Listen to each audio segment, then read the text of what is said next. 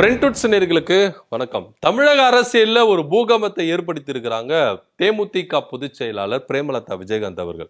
இப்போ நடக்கிற ஆட்சி கூட்டணி ஆட்சி, ஆட்சியிலும் அதிகாரத்திலும் பகிர்வு அப்படின்ற ஒரு விஷயத்துல விஜய் அவர்கள் கட்சி ஆரம்பிக்கும் போதே சொன்னாரு, என்ன நம்பி வரவங்களுக்கு ஆட்சியிலும் அதிகாரத்திலும் நான் என்ன பண்ணுவேன், கண்டிப்பா நான் பகிர்ந்து அளிப்பேன் அப்படின்னு சொன்னாரு. ஆனா அவரை நம்பி யாரும் போகவே இல்லை. தேர்தல் முடிஞ்ச பிறகு 108 இடங்களை பிடிச்சு ஆட்சி அமைக்க முடியாம தண்ணீர் இருக்கும் பொழுது திமுக கூட்டணியிலிருந்து இடதுசாரிகள் விசிகா, காங்கிரஸ், ஐயுமெல்லா போன்றவங்க என்ன பண்ணாங்க, போயிட்டு அவங்களுக்கு ஆதரவு கொடுத்ததுனால அவங்க அதாவது வெளியில இருந்து தான் ஆதரவு கொடுக்குறேன் அப்படின்னு காங்கிரஸை தவிர்த்து மற்ற கட்சிகள்லாம் சொன்னாங்க. இருந்தாலும் நாங்க கூட்டணி அப்படின்ற ஒரு விஷயத்துல ஆட்சி அதிகாரத்துல நாங்க என்ன பண்றோம், உங்களுக்கு நாங்க என்ன பண்றோம், ஷேரிங் பண்றோம் வாங்க அப்படின்னு சொல்லி அழைப்பு கொடுத்ததுனால விசிகாவும் ஐயுமேல மட்டும் போனாங்க. இடதுசாரிகள் வெளியவே நின்றுட்டாங்க, நாங்க போல அப்படின்ற ஒரு விஷயத்துல வெளியே நின்றுட்டாங்க. இருந்தாலும் தேமுதிக பொதுச் செயலாளர் பிரேமலதா விஜயகாந்த் அவர்கள் ஒரு குண்டு வீசி இருக்கிறாங்க. என்ன அப்படின்னா, நான் நினைச்சிருந்தேனா, நான் ஒரு வார்த்தை விஜய் கிட்ட பேசியிருந்தேனா, என் வீடு தேடி வந்து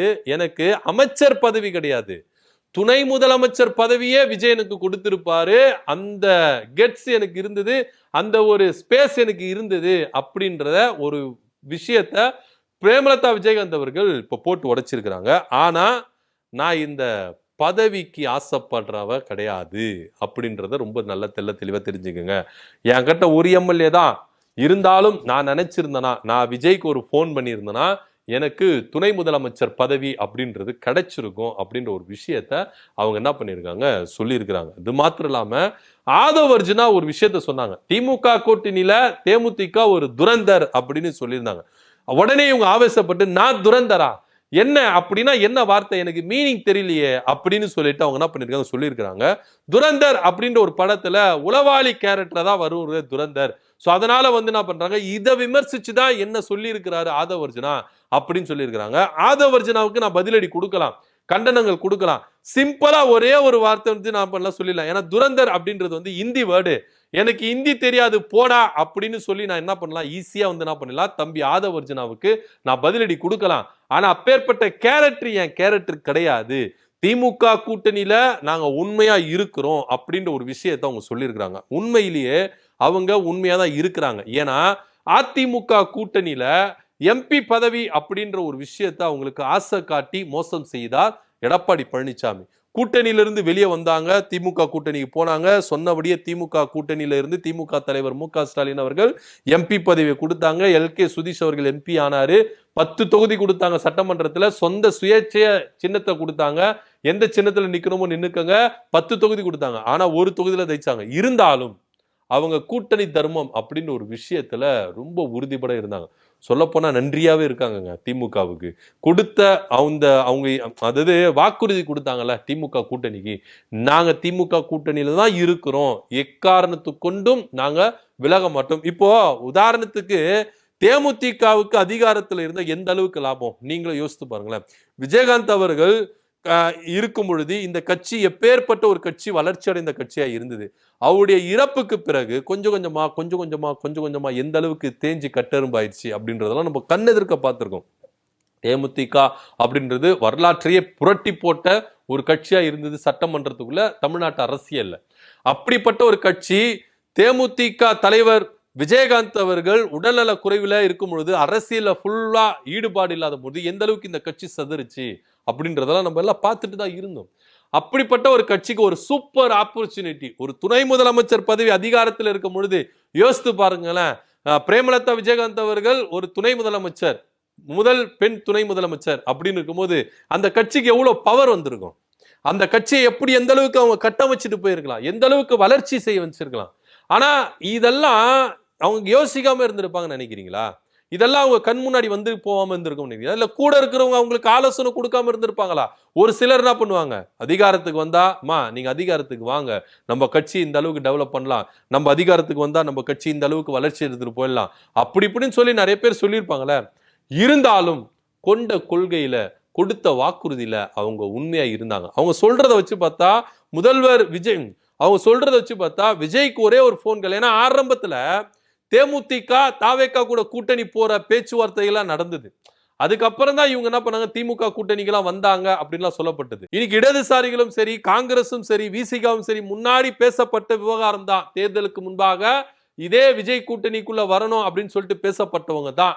ஆனா அங்க போகவே இல்லை. இன்னைக்கு என்ன பண்றாங்க, பதவி சுகத்துக்காக ஒரு சந்தர்ப்பவாத அரசியலை மற்ற கட்சிகள் திமுக கூட்டணியிலிருந்து போனவங்க எல்லாருமே என்ன பண்றாங்க, தேர்ந்தெடுத்திருக்காங்க. அப்படி பதவிக்கு ஆசைப்பட்ட ஒரு கட்சியோ இல்ல பதவிக்கு ஆசைப்பட்டவளோ இந்த பிரேமலதா விஜயகாந்த் இல்ல அப்படின்றது எல்லாரும் உணர்ந்துக்கணும் அப்படின்னு சொல்றாங்க. இது மறைமுகமா இடதுசாரிகள், இது மறைமுகமா காங்கிரஸ், விசிக, ஐயுமெல்லாம் ஒரு கண்டனத்தை தெரிவிக்கிற மாதிரி தான், விமர்சனத்தை முன்வைக்கிற மாதிரி தான் எடுத்துக்கொள்ள முடியுது.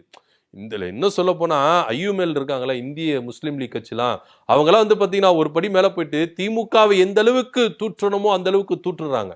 அவங்க ஒரு நிலைப்பாடுக வந்துட்டாங்க. நாங்க திமுக கூட்டணியிலிருந்து வெளியேறி நாங்க என்ன பண்ண போறோம், தாவேகா கூட கூட்டணி வைக்க போறோம். நாங்க என்ன பண்ண போறோம், இன்னும் ஒரு சில தினங்கள்ல நாங்க பேசி கலந்தாய் முடிவெடுத்து இதை அதிகாரப்பூர்வமா அறிவிப்போம் அப்படின்லாம் அவங்க சொல்லிட்டாங்க. இந்த பக்கம் விசிகா கடுமையான விமர்சனங்களை முன்வைக்கிறாங்க. ஓகே, ரெண்டு கட்சிகளும் திமுகவும் விசிகாவும் மாறி மாறி குற்றச்சாட்டுகளை முன் வச்சுக்கிறாங்க. இவங்களால ஜெயிச்சவங்க இவங்க, இவங்களால ஜெயிச்சவங்க இவங்க, மாறி மாறி குற்றம் சுமத்திக்கிறாங்கன்னு வச்சுக்கோங்களேன். ஆனா இன்னைக்கு தாவேகா அரசுல தொடர்ச்சியா எந்த அளவுக்கு ஒரு அநீதிகள் நடந்திருக்கு, சட்ட ஒழுங்கு பிரச்சனை நடந்திருக்கு. ஆனா வன்னியரசு என்ன சொல்றாரு, சட்ட ஒழுங்கு பிரச்சனை எல்லாம் இல்ல, நல்லா ஸ்மூத்தா தான் இருக்குது. கண்ணால பாக்குறோம், செய்திகளை பார்த்து நம்ம என்ன பண்றோம், கொந்தளிக்கிறோம். இந்த ஆட்சியில ஏகப்பட்ட குற்ற சம்பவங்கள் நடக்குது, சட்ட ஒழுங்கு பிரச்சனை வந்திருக்குது.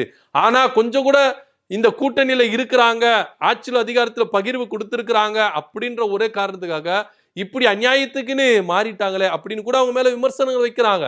சோ அவங்க தனிப்பட்ட விஷயம் வச்சுக்கோங்களேன். ஆனா இன்னைக்கு தேமுதிக பொதுச் செயலாளர் பிரேமலதா விஜயகாந்த் சொல்றதை வச்சு பார்த்தா, அவங்களுக்கு துணை முதலமைச்சர் பதவி கொடுத்திருந்தா இப்ப இவங்களால என்ன பண்ணிருக்க முடியும், ஒரே ஒரு எம்எல்ஏ தான்.